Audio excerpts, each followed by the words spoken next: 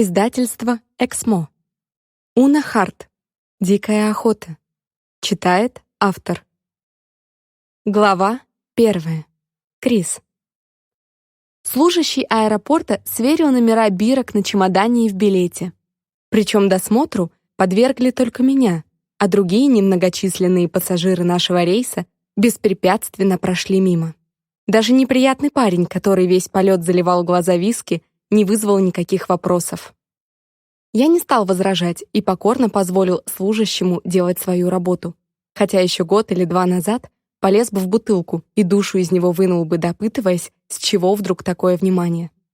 Ах да, разумеется, я же иммигрант, несмотря на то, что родился в этой стране, и наверняка собираюсь обчистить кого-нибудь в аэропорту. Вон тот саквояж возраста моей бабушки присмотрел еще до вылета. Люблю винтаж, знаете ли. Все это я вывалил бы на сотрудника аэропорта раньше, но не сегодня. Мама сказала бы, что я поумнел.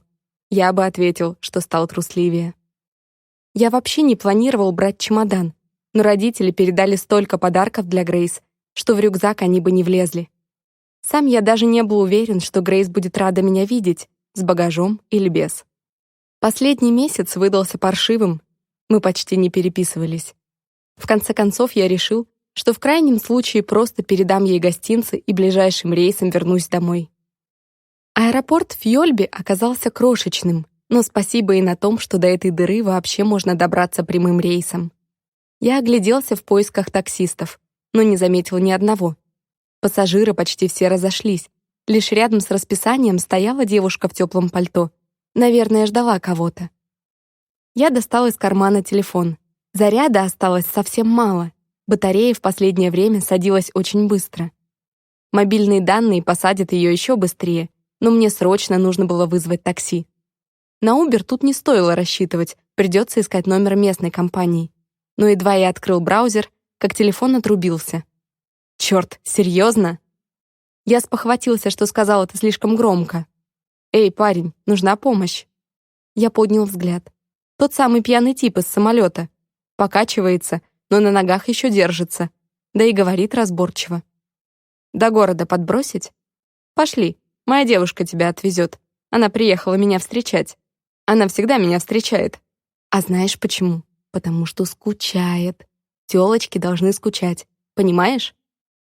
От него так разило спиртным, что я отодвинулся, стараясь сделать это незаметно. «Стэн», парень протянул мне руку, которую я неохотно пожал. «Крис». «Ну так что, поехали? Тебе куда вообще?» Я написал Грейс перед вылетом, но, кажется, сообщение не дошло. В любом случае, я узнаю, ответила она мне или нет, только когда смогу включить смартфон. Нужно найти место, где можно зарядить батарею и по возможности выпить горячего чаю. Если бы только не сомнительное удовольствие ехать с этим типом в одной машине. Тёлочкой оказалась та самая девушка в пальто. У нее были тонкие обесцвеченные волосы и короткая стрижка, которая делала лицо острым, как у птицы.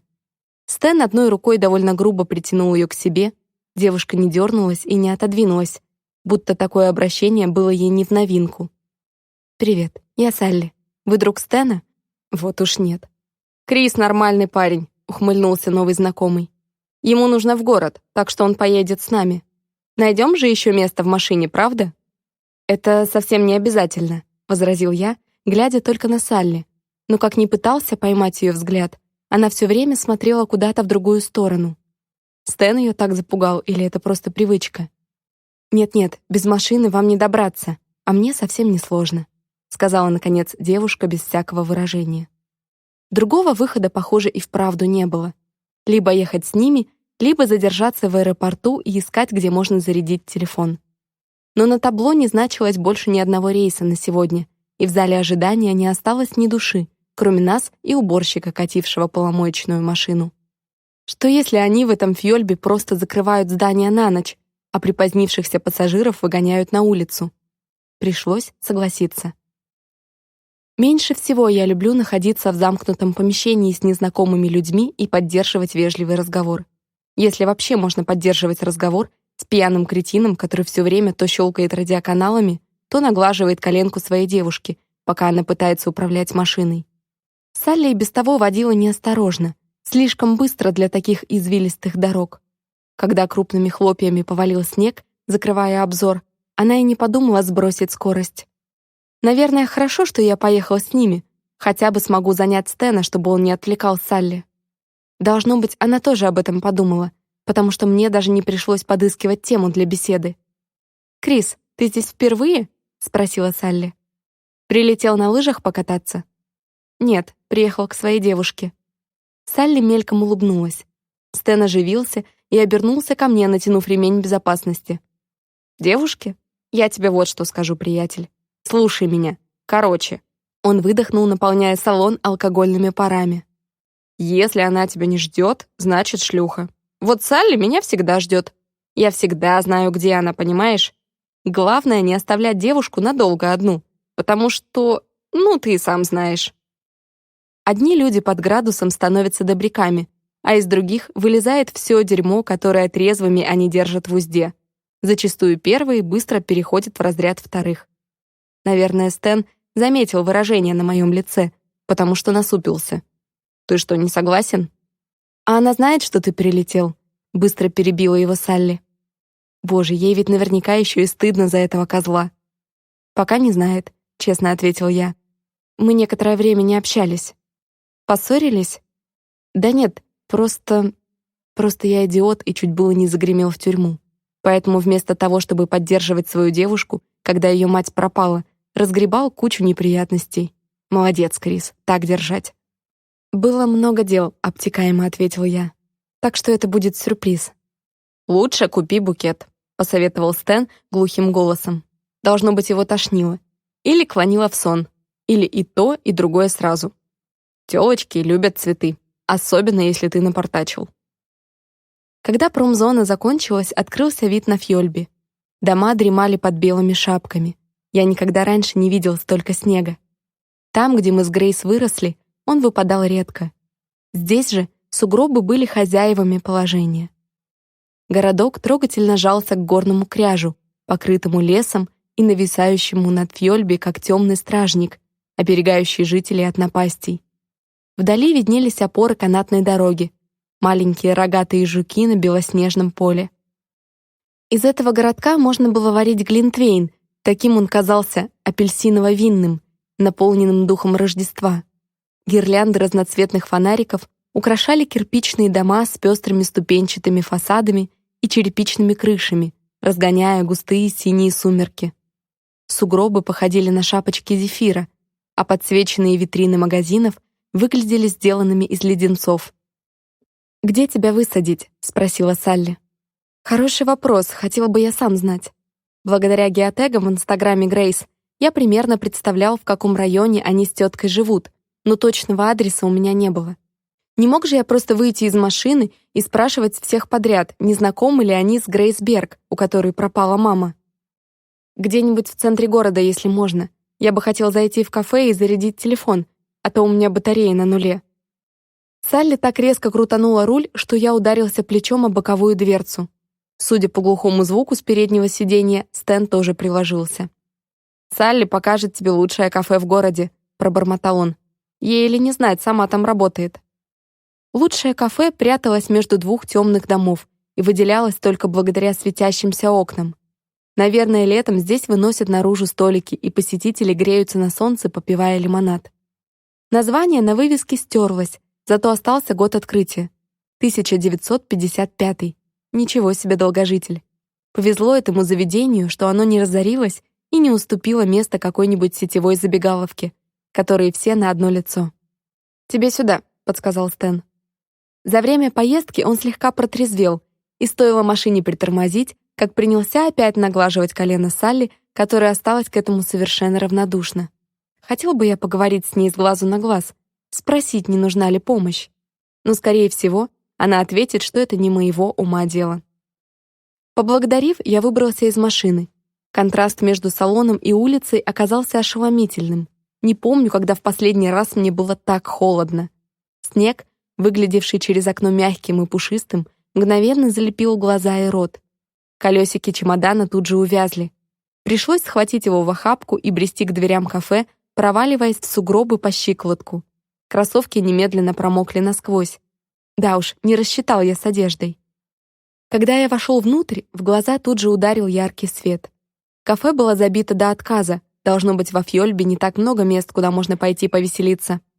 За круглыми столиками сидели компании из 3-4 человек, тесно прижимаясь друг к другу плечами. На стенах висели фотографии посетителей.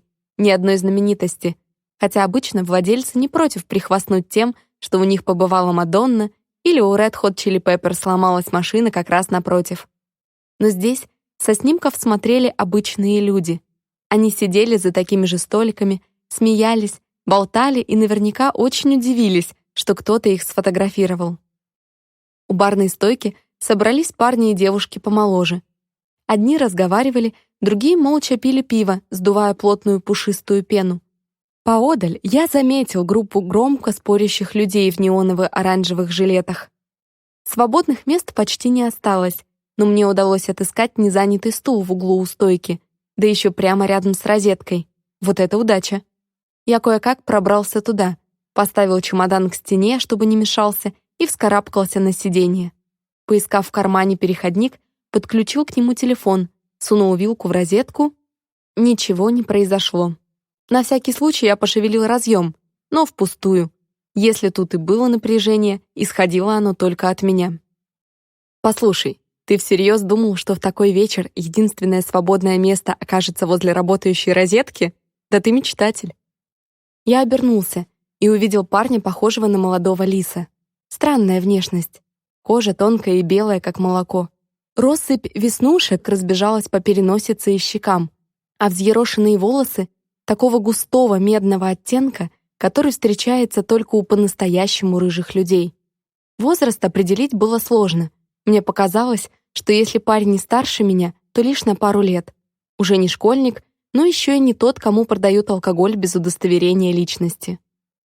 На незнакомце красовалось черное пальто с золотыми пуговицами и эполетами в стимпанковском стиле. Эффектно, но тоже явно не по погоде. На стойке перед ним стояла кружка пива. Ага, значит, ему все же больше 20.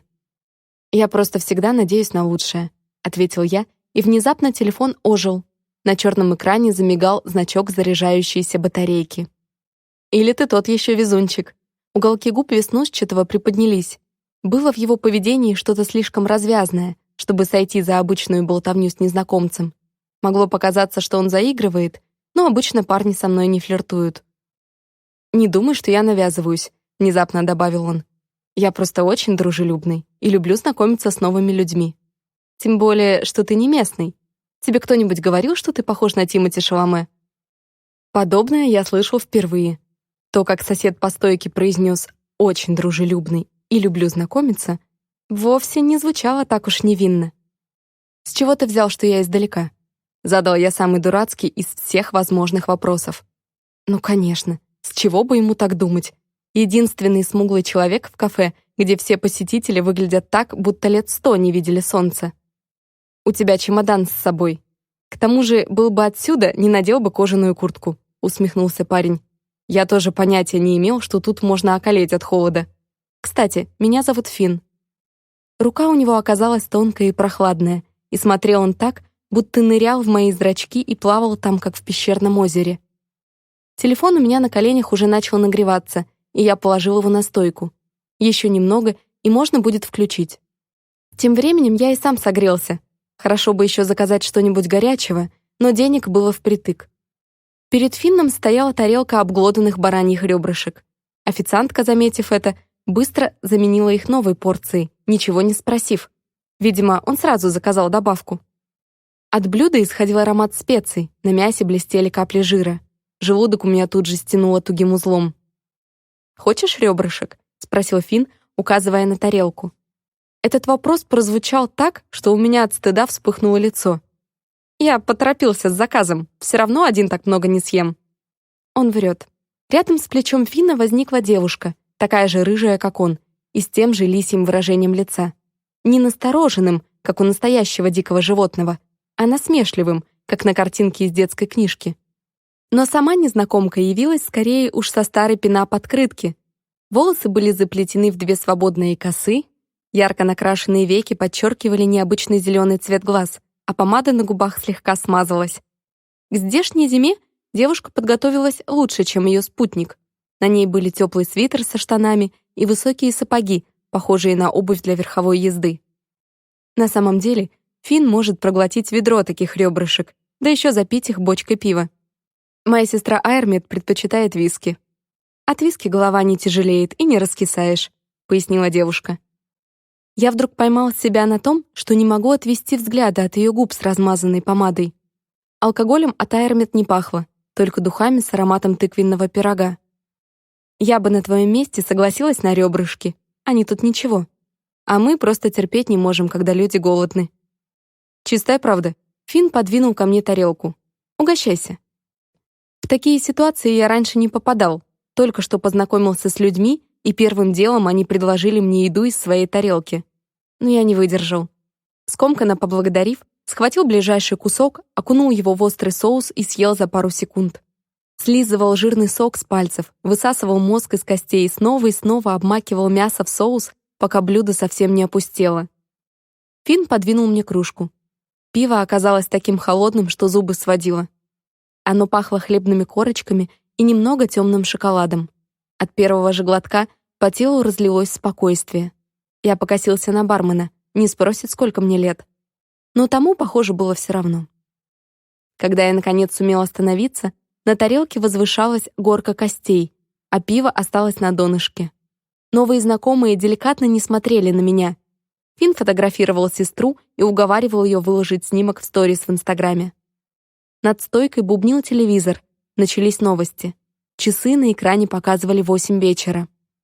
«Извините меня», — буркнул я, и Финн с Айрмет синхронно обернулись.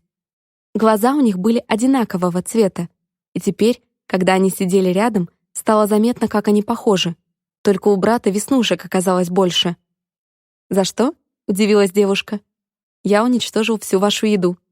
«Ничего, нам это только на пользу», — улыбнулся Финн, и впервые в его интонации я не заметила ничего похожего на заигрывание. «В качестве ответной услуги можешь рассказать, что тут делаешь? Решил навестить любимую тетушку?» «Девушку, вообще-то. Она недавно сюда перебралась. Ей досталось за последнее время». Я замолк.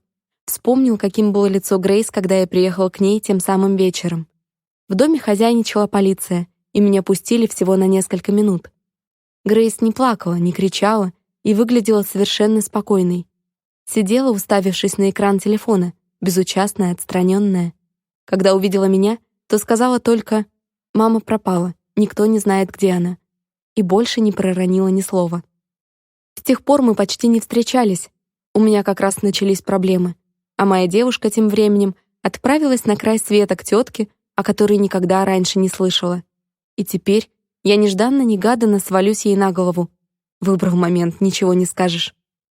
На прощание мама всучила мне образок со святым апостолом Иудой, покровителем безнадежных дел. Я зачем-то взял, хотя понимал, как это глупо. Грейс никогда не была религиозной.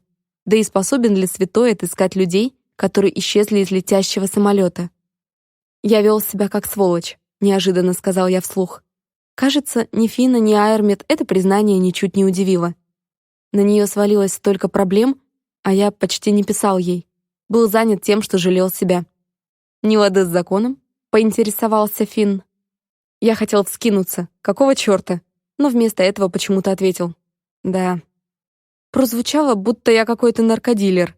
Не объяснишь же чужим людям, что я ничего особенного не натворил. Сделай то же самое любой другой парень, и в полиции бы просто побеседовали с его родителями и велели лучше присматривать за сыном. Но если ты из семьи иммигрантов, все по-другому. Бесполезно говорить об этом. Да и я не обязан оправдываться перед незнакомцами. Напоминаем, что полиция все еще разыскивает 17-летнюю Грейс Берг. Раздался голос телеведущей у меня над головой. Ребрышки подпрыгнули в желудке, будто его резко сжал кулачищем великан. Слух внезапно так обострился, что я мог бы в переполненном баре услышать писк комара. На весь экран теперь показывали Грейс. Не самая удачная фотография. Должно быть, взяли из удостоверения личности. Вряд ли есть на свете люди, которые хорошо получаются при съемке анфас. Тут у нее слишком широкие скулы и маленькие глаза. Вживую она выглядит совсем не так. Боже, о чем я думаю?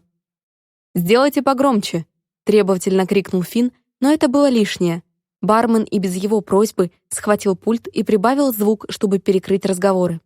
Спорщики в оранжевых жилетах повернулись к телевизору все как один, словно сурикаты, которым явилось их сурикатье божество, которое предположительно пропало в районе горы Троллей Пик. Всех, кто знает о местонахождении Грейс Берг, просим звонить по телефону. Также, если вам известно, где сейчас Вивиан Берг, чью фотографию вы видите на экране, просьба обратиться к сотрудникам полиции. Я уставился на худое лицо женщины, вместо одного глаза которой как будто проковыряли дыру. Грейс выкладывала в Инстаграме только снимки дома.